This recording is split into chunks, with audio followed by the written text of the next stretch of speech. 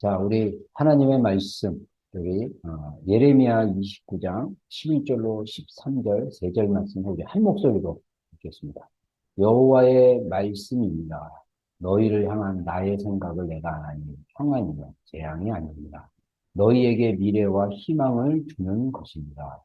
너희가 내게 부르짖으며 내게 와서 기도하니 내가 너희의 기도를 들을 것이요 너희가 온 마음으로 나를 구하면 나를 찾을 것이요 나를 만나리라. 아멘. 다 같이 아멘 하겠습니다. 아멘.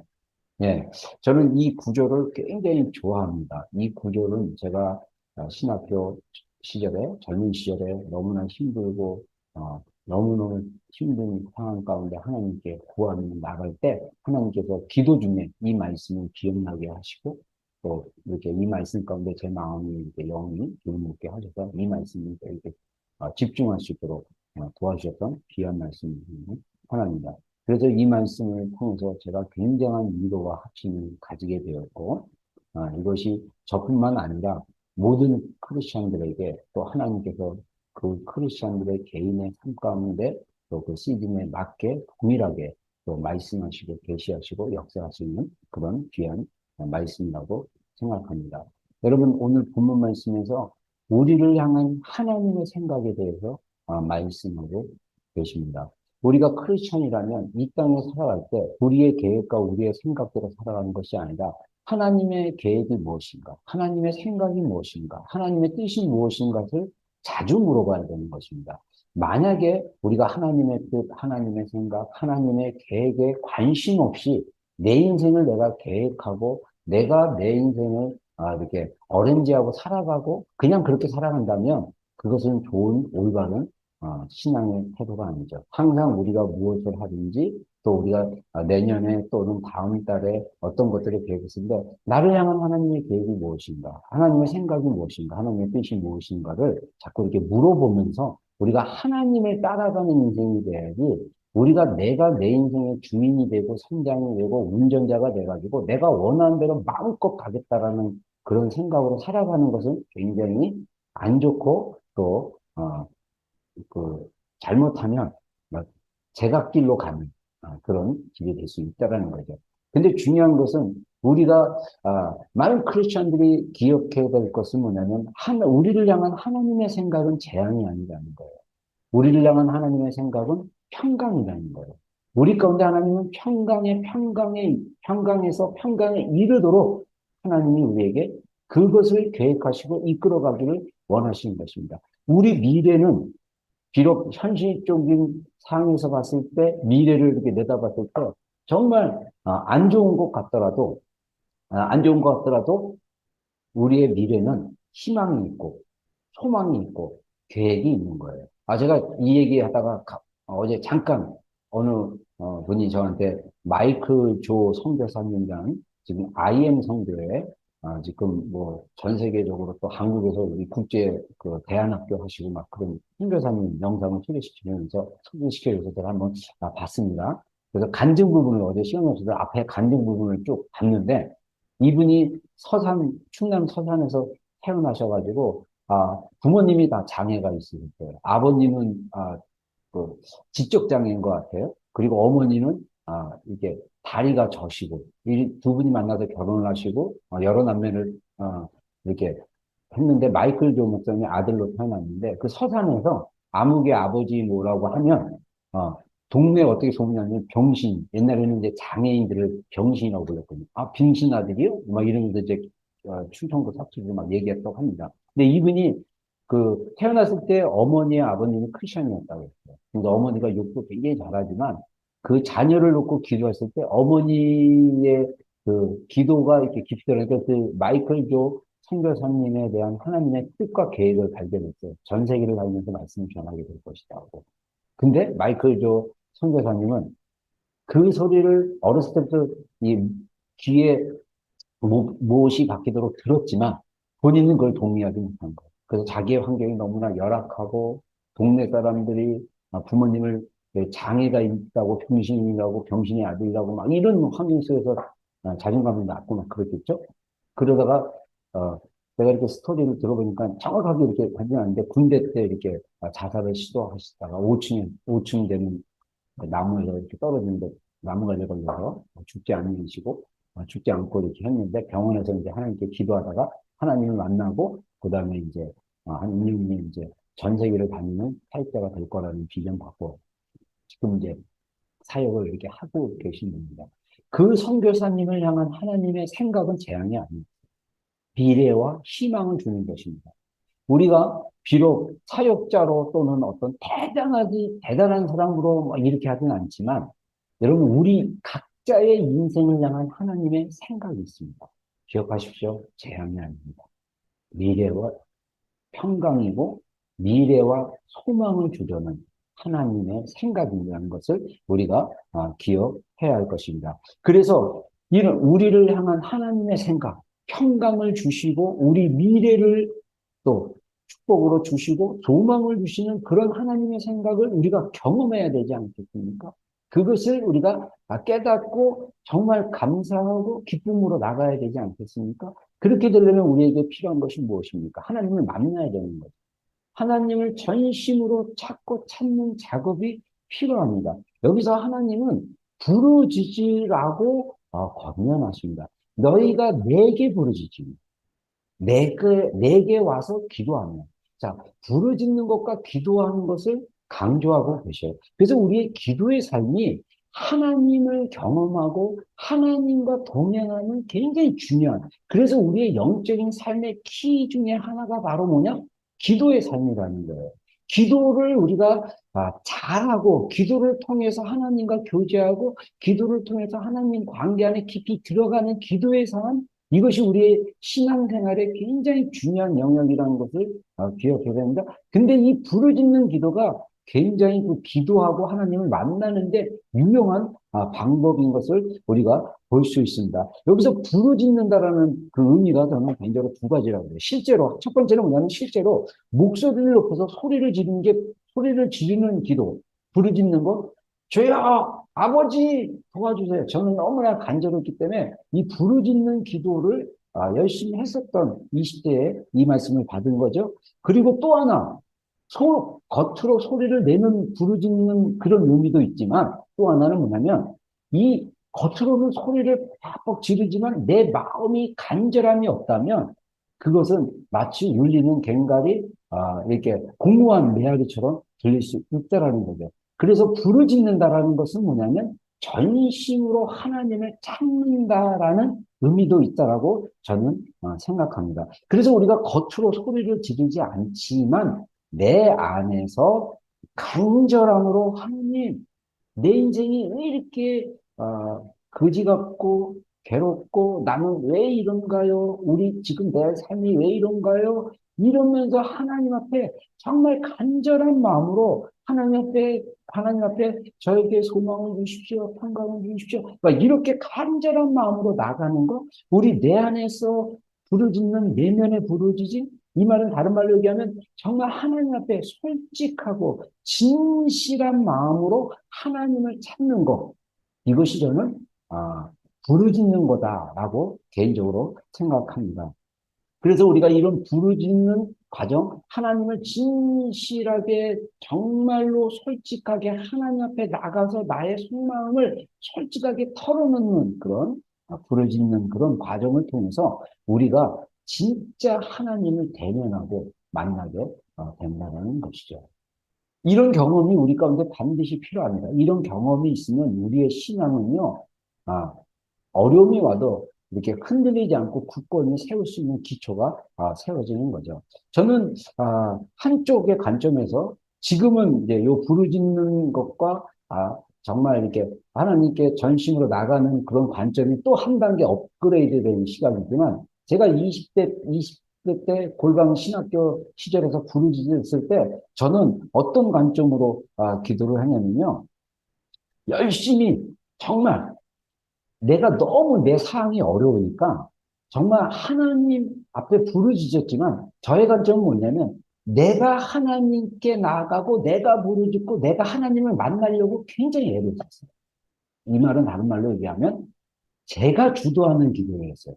내가 이 기도의 때 은혜를 받아야 되고, 내가 이래야겠다. 그래서 하나님이 주도권을 가진 것보다 내가 어떻게든 하나님을 설득시키거나 어떻게든 없는 것을 많은 것처럼 하나님께 구하면서 나가고 있었습니다. 근데 지금 시즌에서 하나님께서 이제 새로운 시즌으로 문을 열어주셨어요. 그것은 뭐냐? 내가 부르짖고 나가는 이 기도가 내가 주도권을 갖고 내가 어떻게든 응답을 받아야겠고 내가 어떻게든 만나야겠다라는 어떤 그런 내가 주도권을 갖는 이 관점에서 하나님이 나를 너무나 만나기를 원하시는 분이고 하나님이 우리 인생에 평강을 이미 주셨고 하나님이 우리 미래에 하나님의 생각, 하나님의 소망이 이미 내 안에 있다라는 것입니다. 이게 조금 여러분들 헷갈릴 수 있는데, 그런데 여기서 잘 분별하면 좋아요. 먼저 우리가, 저는 20대 때 정말 내 환경이 너무 힘들었어요. 내 학기, 대학교 등록금, 신학교 등록금 때문에 매 학기 고민해야 되고, 재정적으로 너무 어려우니까 막 하나님께 정말 간절히 기도했습니다. 근데 그때 제가 구했던 것은 뭐냐면, 마치 저는 재앙 가운데 있기 때문에 소망이 없기 때문에 소망을 달라고 기도하는 거라. 저의 미래가 암울하기 때문에 그 암울한 미래에 소망을 달라고 비전을 달라고 기도를 했던 것 같아요. 그리고 나는 재앙 가운데 있다라고 생각했던 것 같아요. 근데 지금 시즌에 하나님의 관점으로 눈이 열리니까 이미 하나님이 내가 지금 힘들고 어려운 환경 속에 있지만 하나님은 이미 나의 미래에 소망을 주신 거예요.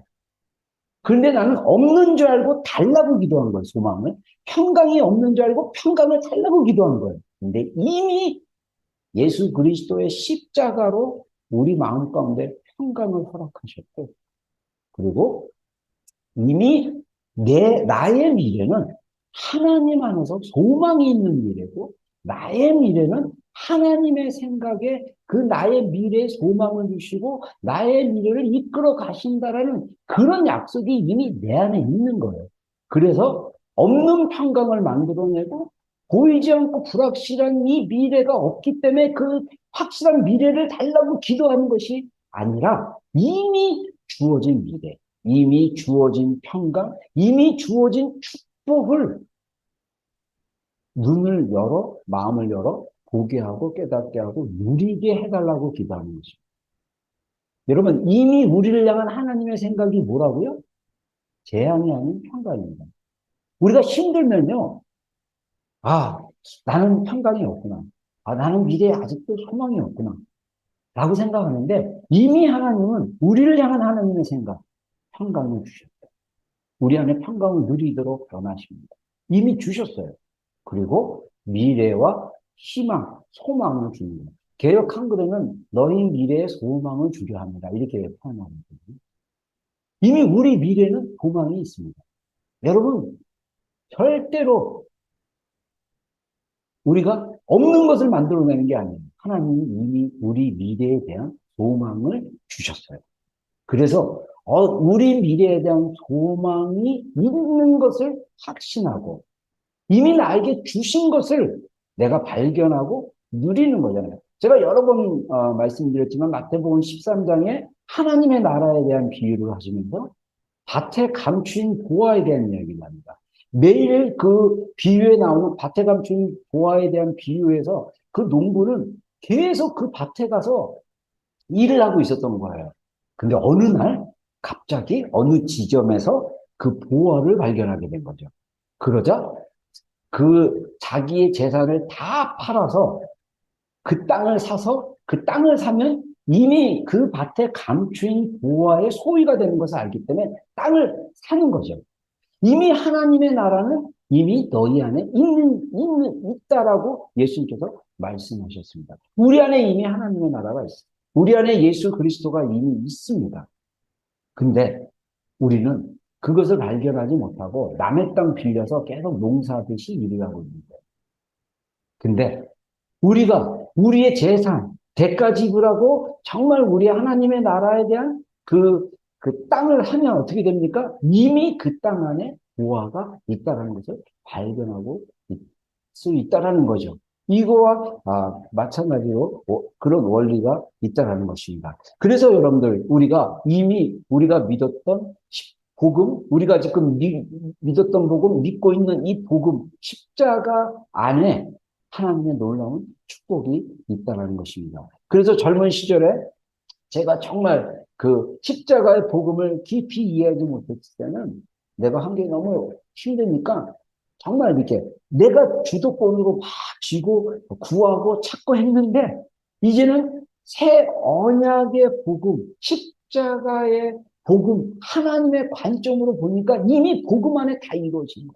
이미 복음 안에 하나님이 주신 거예요. 이미 주신 건데 내가 누리지 못하고 소유하지 못한 것처럼 살아가는 거예요. 그래서 우리가 뭐가 필요합니까? 전심으로 하나님을 찾아야 돼요. 우리가 무엇이 필요합니까? 정말 부르짖으며 외적으로 소리를 내어 부르짖든 또 내면에서 간절함으로 진실됨으로 참되신 하나님을 대면하려고 나아갈 때 이미 하나님이 내 안에 주신 이 축복들이 있다는 것을 발견하게 된다는 것이죠. 자, 이렇게 우리 인생 가운데 하나님의 놀라우신 축복과 이 일하심을 전달하시는 분이 누구십니까? 성령님이십니다. 이미 우리에게 복음을 깊이 깨닫게 해주시고 알게 하시는 분이 바로 성령님입니다.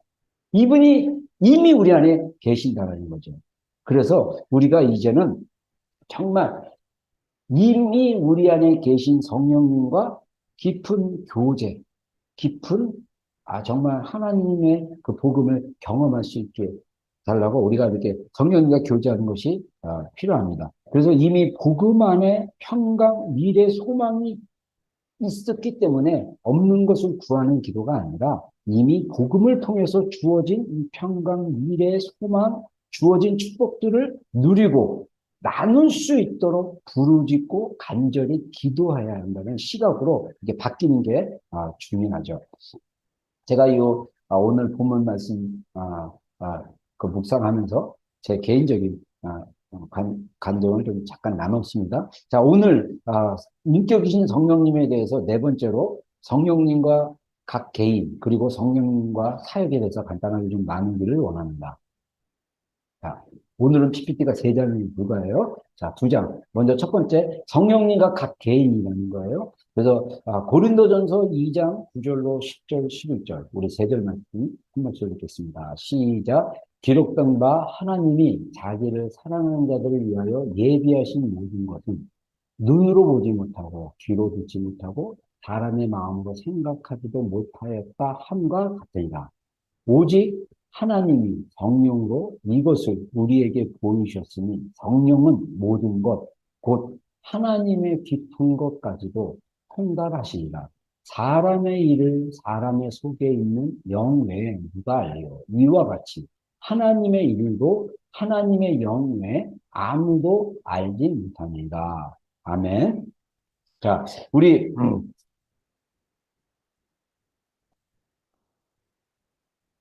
오늘 본문에 보면요. 하나님의 성령이 우리에게 보여주신 게 있다고 했어요. 그게 뭐냐? 9절에 하나님이 자기를 사랑하는 자들을 위하여 예비하신 모든 것. 자, 하나님께서 사랑하는 자들. 자, 우리 따라하겠습니다. 자, 가슴에 손 얹고 따라하겠습니다. 나는 하나님의 사랑받는 자다. 아멘? 제가 여기서 사실 여러분들 보여요. 이렇게 가슴에 손 얹으세요. 우리 이모 형제님 가슴에 손 얹고. 네. 자, 우리 다시 한번 따라하겠습니다. 다 같이 한번 시작. 나는 하나님의 사랑받는 자녀다. 아멘. 자, 하나님이 자기를 사랑하는 자들을 위해서 예비하신 모든 것이 있어요. 여러분, 이것이 하나님이 우리에게 주신 평강이요, 또 미래와 소망을 주는 것입니다. 그래서 이것을 눈으로 보는 것이 아니고, 귀로도 듣는 것이 아니라, 사람의 마음으로 생각하지도 못하는 것이 아니라, 오직 성령님으로 이것을 우리가 볼 수 있다는 것입니다. 여러분, 우리의 귀로 보는 것이, 우리의 귀로 듣는 것이 아니고, 눈으로 보는 것이 아니라, 마음으로 생각하는 것이 아니라, 성령님이 우리에게 보여주신다라는 것이에요. 그래서, 우리의 영을 통해서 성령님이 보여주시는 거죠. 성령님은 우리 삶을 향한 하나님의 특별한 계획과 부르심을 이해하도록 우리를 도우십니다. 우리 각개인의 부르심이 있어요. 우리 각자를 향한 하나님의 예비하신, 축복하신, 계획하심을 보여주도록 도우시는 분이 바로 누구냐? 성령님이라는 거죠. 그래서 우리 각자가 자신의 부르심을 발견하고 이해하고 사랑하며 기뻐하게 하시는 분이 누구냐? 바로 성령님이라는 것이죠. 우리 각자에게는 부르심이 있습니다. 제가 간혹 이렇게 사역할, 옛날 신학교 다닐 때도 그렇고, 제가 사역 중에, 오클랜드에서는 거의 제가, 그런 분은 못 만났는데, 제가 한국에서 사역하고 그랬을 때, 간혹 이런 분 있어요. 나는 진짜 목회하기 싫은데, 나는 진짜 사역하기 싫은데, 하나님이 나를 사역자 만들기 위해서 사업 망하게 하셨고, 어떻게 하셨고, 막 그런, 그걸 간증으로 하시는 분들이 좀 있었어요. 그러면서 나는 하기 싫은데, 하나님이 억지로 하라고 해서 내가 왔습니다. 근데 나는 그때 은혜를 받고, 이렇게 하나님의 사랑과 은혜를 이렇게 받고 있는데, 저는 이해가 잘 안 돼서. 하나님이 하기 싫은 걸 억지로 그렇게 끌어다가, 마치 그, 코 깨인 그 소가 억지로 코 이렇게 둘에 끌려가지고 억지로 바꿔기 싫은데 바꾸려고 하는 것처럼 그렇게 취급받는 것처럼 얘기를 하는데 하나님은 그런 분이 아니라는 거죠. 우리 각자의 부르심 안에서 그것을 감사하고 기뻐하고 잘할 수 있도록 역사하시고 인도하시는 분입니다. 자, 그래서 이런 부르심을 깨닫게 하는 거, 우리 각자의 개인의 부르심과 또 개인의 특별한 계획들에 대해서 이해할 수 있도록 도와주시는 분이 누구라고요? 성령님이죠. 그래서 오늘 고린도전서 2장의 말씀처럼 우리를 위하여 사랑하는 우리를, 사랑받는 우리를 위하여 예비하신 모든 것은 눈으로 보지 못하고 귀로 듣지 못해요. 사람의 마음으로 생각하지도 못하는 영역입니다. 이것은 바로 성령님만으로 알게 하실 수 있다라는 거죠. 여러분, 우리 각자의 부르심이 있다고 했어요. 여러분들 정말 오늘 우리 또 마치고 이제 같이 기도할 때 각자의 부르심에 대해서 좀 기도를 하겠는데, 여러분 각자의 부르심이 굉장히 넓고 또 되게 이렇게 개인적일 수 있다는 거죠. 크게 봤을 때 한 나라를 변화시키고 도시를 변화시킬 때 그 변화돼야 될 영역을 이제 한 7가지, 8가지로 이야기하는 것이 있습니다. 중보자들 안에서. 근데 그 7가지 영역이 가정.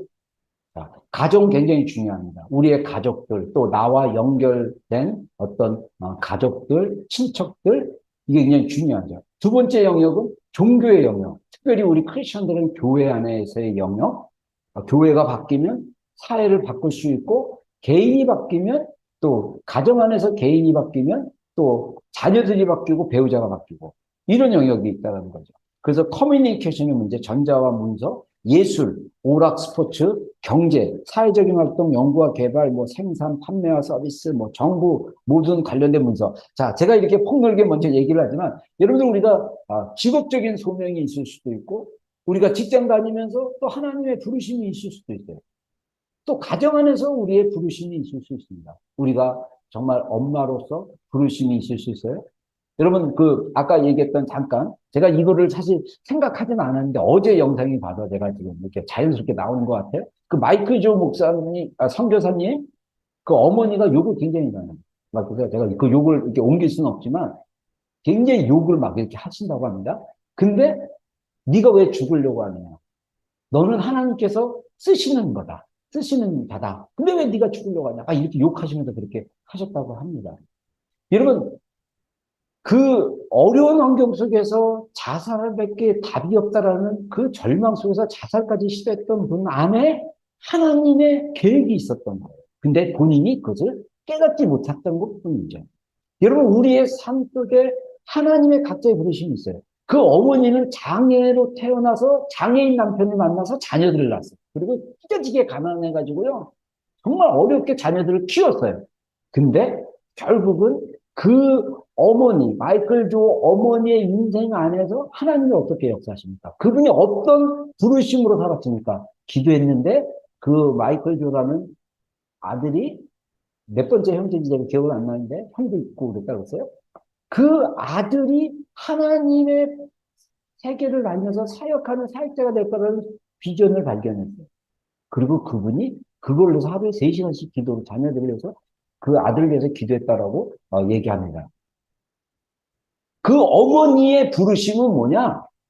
자녀를 위해서, 그 아들을 위해서 기도하고 세우는 거였어요. 이것은 마치 사무엘에 나오는 어머니 한나. 한나가 자녀가 없었지만 하나님 앞에 기도하고 아들을 얻었을 때 하나님 앞에 바치고 그 아들을 위해서 헌신하면서 한나는 사무엘의 어머니로서 그 부르심과 소명을 알고 평생을 기도했던 것을 볼 수가 있습니다. 우리가 한 어머니로 우리 자녀를 위해서 기도하는 거, 이것도 굉장히 중요한 부르심입니다. 아버지도 마찬가지죠. 우리가 직장에서 직장 생활하면서 하나님이 그 직장을 위해서 어떤 부르심을 줄 수도 있어요. 그 부르심에 반응해서 우리가 또 기도하면서 직장 생활하는 것. 이게 다 연결되어 있잖아요. 여러분, 우리 교회의 부르심은 무엇입니까? 기도의 집입니다. 우리 교회의 부르심은 무엇입니까? 마지막 때 다시 오실 예수님을 맞이하는. 근데 우리만, 다른 교회 잠자고 있던 것들 상관없이, 우리만 그냥 그렇게 맞이하면 된다. 이게 아니라 정말 열방을 위해, 대한민국을 위해, 또 이스라엘을 위해, 또 우클랜드를 위해, 또 다른 나라들을 위해 계속 중보하면서 잠자고 있는 교회들을 깨어나고 성도들이 깨어나서 예수님을 맞이할 수 있도록 우리가 중보하고 예배하고 기도하는 것, 이런 특별한 소명이 우리 비전교회 안에 있습니다. 왜요? 목사님, 제가 하나님께 그런 소명을 받고 이 소명을 여러분들에게 쉐어링하는 겁니다. 여러분들이 그런 관계 안에서 기도한다면 여러분, 저는 그런 거를 상상해봐요. 정말 우리가 기도의 자리에서 다른 거 안 하고 24시간 예배한다고 생각해요. 이거 고통스럽고 힘들게 느껴질 수 있어요. 그러나 이것이 부르심이 되고 소명이 되면 우리가 남이 알아주든 안 알아주든 많은 사람이 모이든 안 모이든 우리가 주님 앞에 머물면서 그냥 골방에서 그냥 예배하면서 기도하면서 나아갈 수 있다라는 거예요. 마지막 때 하나님의 부르심이 특별한 부르심이 풀어질 것입니다. 이 특별한 부르심의 큰 영역 중에 하나가 뭐냐면 신부로서의 부르심입니다. 하나님의 사랑 안에 깊이 들어가면 들어갈수록 우리가 정결한 신부처럼 오직 예수님만을 사랑하는 자로 세워지는, 성령님께서, 제가 전에 성령님에 대해서 얘기했지만 성령님이 우리를 물로 불로 성결하게 하십니다. 정결케 하십니다. 예수님보다 더 사랑하는 것들을 다 태울 것이고 물로 씻겨주실 것입니다. 그래서 우리가 예수님을 먼저 사랑하고 예수님을 우리 삶의 주인으로 생기고 모시고 충성했을 때 우리 이 예수님 안에 머물렀을 때 우리 삶 속에 열매가 맺어질 것입니다. 가정 안에서 배우자의 관계, 가정 안에서 자녀와의 관계, 또 직장 안에서 사회 속에서 삶 속에서 그 관계 안에서 내 안에 있는 생명이 저절로 열매 맺게 될 것입니다.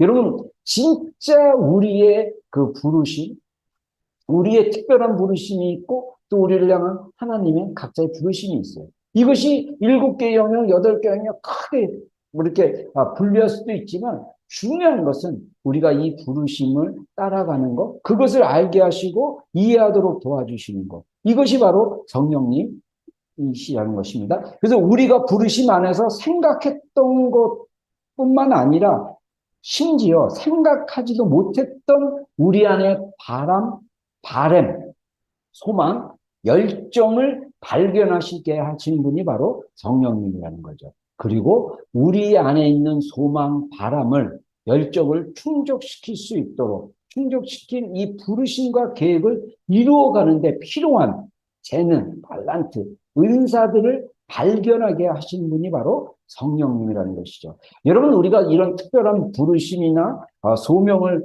부르심을 위해서 성령님이 우리 안에 기름 부어 주시는 거예요. 사실 그래서 우리 모든 성도들이요, 성령님의 기름 부음을 받는 것이 굉장히 중요합니다. 성령님의 기름 부음, 그것은 바로 뭐냐? 하나님의 특별한 부르심을 위해서 부어주시는 재능과 은사가 나타나는 것입니다. 예를 들면 반주자 있어요. 찬양 인도자 있어요. 우리 싱어들 있어요. 예배자들 있습니다. 예배자들 안에 정말 하나님의 기름 부으심이 임하고 정말 그 소명이 발견되어지고 또 그런 소명에서 또 내가 바라는 것이 있고 열정이 있어요. 근데 그것이 기름 부어지게 되면 더 잘하게 됩니다. 그 피아노를 칠 때 그 피아노 소리에 성도들의 마음의 영 가운데 영향을 미치고 노래를 부를 때 그 노래의 목소리의 음조와 톤과 또 그 안에서 나오는 그 영의 소리와 그 바이브와 그런 것들이 이 회중들 가운데 그 소리를 찬양을 듣는 사람들 가운데 감동을 주고 성령으로 또 이렇게 함께하게 나가는 것 이런 것들이 다 뭐와 연관되어 있냐면 우리가 그 부르심 앞에 그 감사하며 이렇게 나가고 이렇게 했을 때 성령님께서 재능도 주시고 은사도 주시고 이런 거줍니다. 제가 너무 감사한 게 우리 지체들 정말 이 찬양 인도자들 중에 기타 치는 형제들 그 전에 기타도 못 쳤는데 기타 배우면서 또 찬양하면서 하나님 재능도 주시고 막 더 이렇게 풀어주시는 거죠. 이게 너무 놀라운 거 아닙니까? 이런 우리가 세속적인 직업을 가진다라도 우리가 교회 안에서 예배하고 길거리에서 예배하고 집에서 예배하고 정말 인생이 뭡니까? 여러분들 여기서 우리의 인생의 가치가 뭡니까? 아까 언급 영상에서 그 한 목사님이 바벨론에 같이 다니엘이 그 바벨론 그 문화 안에서 하는 거하고 우리가 하나님의 방식을 추구하는 거하고 이런 이 땅에서 바벨론의 문화와 생활 방식에 살면서 여러분들 충족되며 산다면 우리가 사실은 하나님을 따라 사는 것이 아니죠. 우리가 하나님의 주시는 그 은혜와 방식과 그 양식으로 살아간다면 우리 인생이 더 풍성해지고 축복이 넘칠 거다. 저는 그렇게 생각합니다. 우리 안에 각자의 부르심이 있다는 거죠. 그래서 우리 삶 가운데 이 하나님의 생각, 하나님의 부르심이 있지만 우리 안에 문제가 있어요. 그것은 무엇입니까? 우리의 생각으로 삶을 계획한다는 것이에요. 그래서 우리 삶에 이루어진 이 계획들은 야망인 확률이 굉장히 높다는 거죠. 이 우리가 스스로 세운 계획을 이루기 위한 그 계획 안에는 재능이나 은사가 없을 수 있다는 거예요. 그 다음에 하나님이 계획하신 길이 아닐 수도 있다는 거예요. 그래서 그 결과적으로 그 길을 걷게 된다면 우리 자신에게조차 낯설어질 수 있고 낙담해서 길을 잃을 수도 있다는 것입니다. 그러나 우리가 매일 성령님과 교제하고 동행하면 성령님은 우리의 발걸음을 인도하시고 우리의 생각을 밝히시면서 하나님의 계획과 우리를 위한 일들을 성령님이 준비하시다라는 것을 발견할 수 있도록 도와주신다는 거예요. 여러분, 우리가 성령님과 동행하는 삶, 그래서 갈라디아서 말씀하신 것처럼 성령으로 행하라고 하시죠. 성령으로 살라고 하시잖아요. 그래서 우리가 지금 정말 중요한 우리 삶의 그 태도, 습관, 초점이 성령님과 동행하는 삶에 맞춰져야 됩니다. 우리를 하나님의 길로, 의의 길로, 하나님의 길로 성령님이 이끌어 가신다는 거예요. 그러면 우리가 예전에 제가 가졌던 그리고 사람들이 흔히 오해하는 것 중에 하나가 뭐냐면 내가 하나님의 일을 선택하면 내가 그러면 지금 하고 있는 직업, 내가 하는 일을 하지 말라는 건가? 그런 뜻이 아닙니다. 우리가 현재 있는 직업, 현재 있는 일 가운데서 하나님이 우리를 향한 계획, 하나님의 어떤 부르심, 그런 것들을 동행하다 보면 이 직업이나 일하는 것이나 공부하는 것이나 그 영역 가운데 하나님의 부르심과 계획이 정말 성령님으로 풀어지기 시작하면 그 올바른 길들을 통해서 정말 재능이 나타나고 은사가 나타나고 그래서 하나님이 일하심이 풀어짐으로써 우리가 정말 이 땅에서 하나님의 인도하심을 받으며 살아갈 수 있다는 거죠. 고린도전서 아까 본문 여기 9절 11절에 이어서 12절에 이런 말씀이 있습니다. 우리가 세상의 영을 받지 아니하고 오직 하나님으로부터 온 영을 받았으니 이는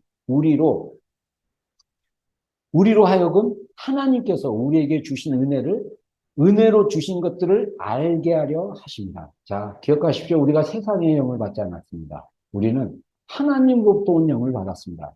누굽니까? 성령님이죠. 그래서 성령님으로 하여금 하나님께서 우리에게 은혜로 주신 것들을 알게 하실 거예요.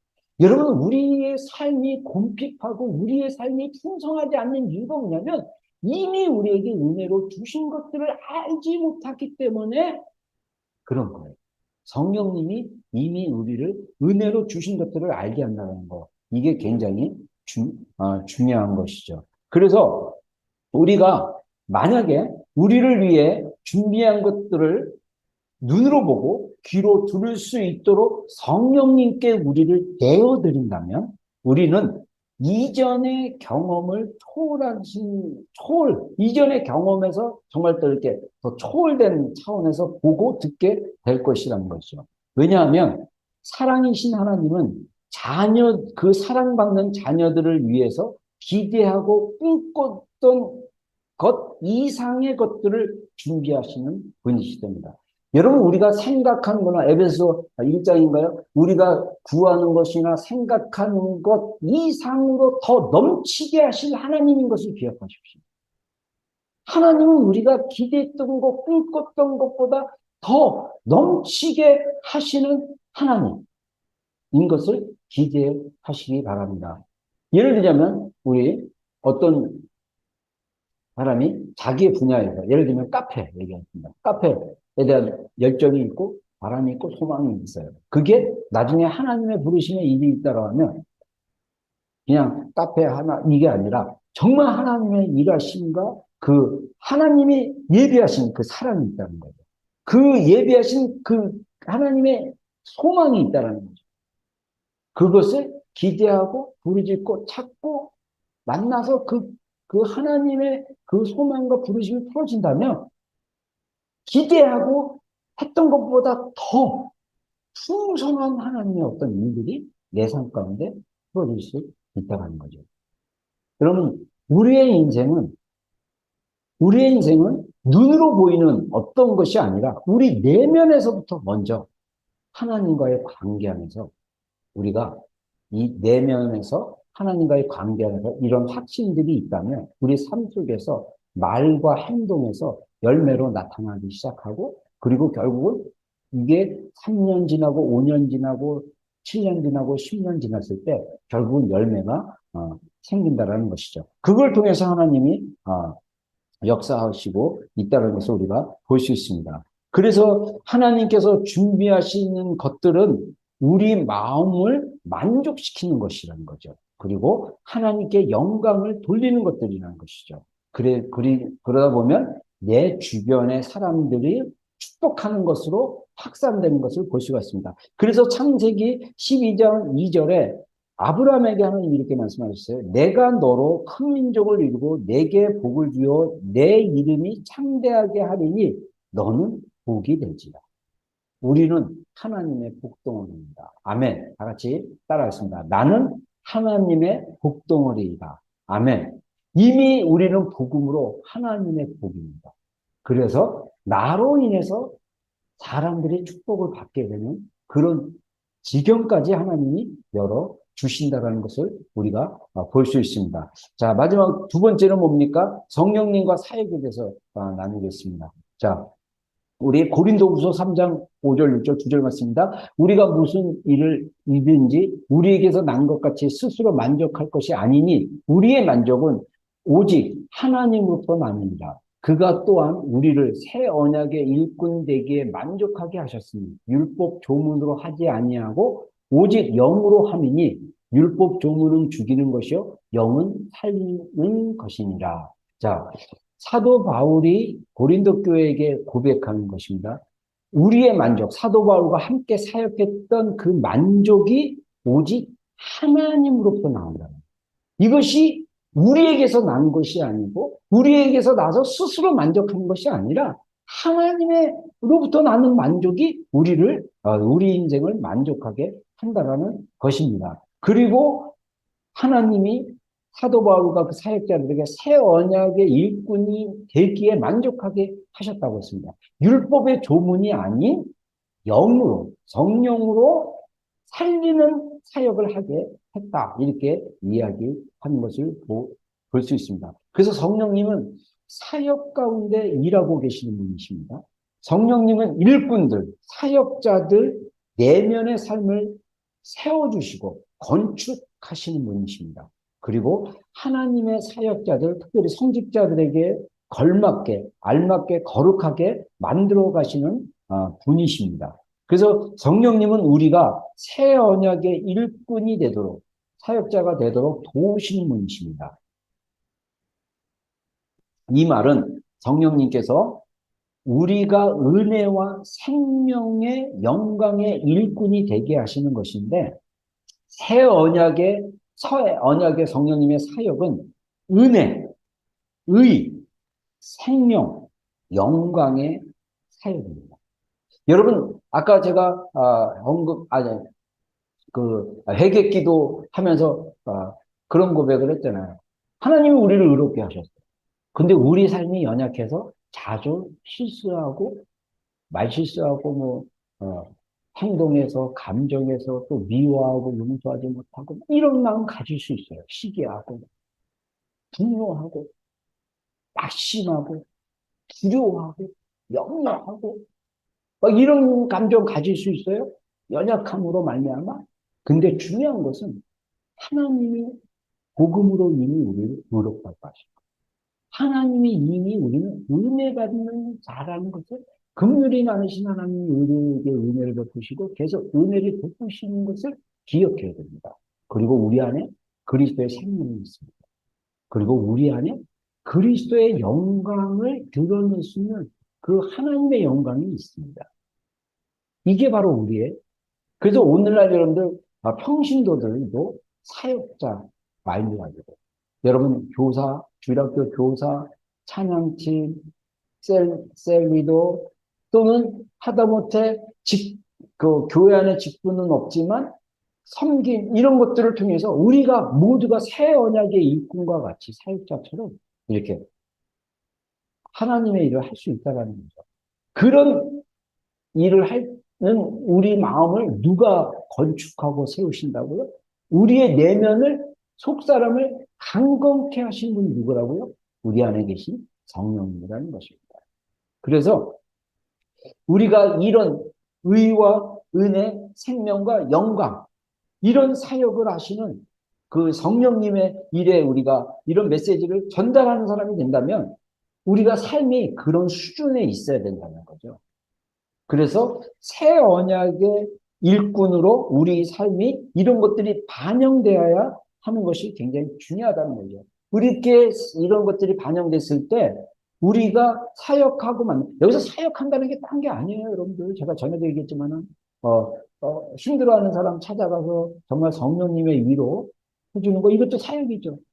기도해 주는 거 또 같이 만나서 커피 마시고 함께 시간을 보내는 거 미니스트리가 사실 헬라 언어로 보면 봉사예요, 봉사. 섬기는 거. 그런데 이런 것들 안에 어떻게, 우리 이런 것들을 하는 사람들, 우리가 봉사하는 사람들을 통해서 사람들에게 어떤 게 전달되냐? 내 안에 있는 생명. 성령님의 생명이 접촉될 수 있도록 성령님께서 역사하신다는 거죠. 그래서 성령님은 생명의 영이십니다. 그래서 성령님은 영적으로 죽은 자를 위로 그 죽음에서 끌어올리신 분이시고 고민하는 자에게 위안을 주시는 분이고 길을 잃는 자에게 길을 보여주시는 분입니다. 소망이 없는 자들에게 낙심하는 자에게 소망을 주시는 분입니다.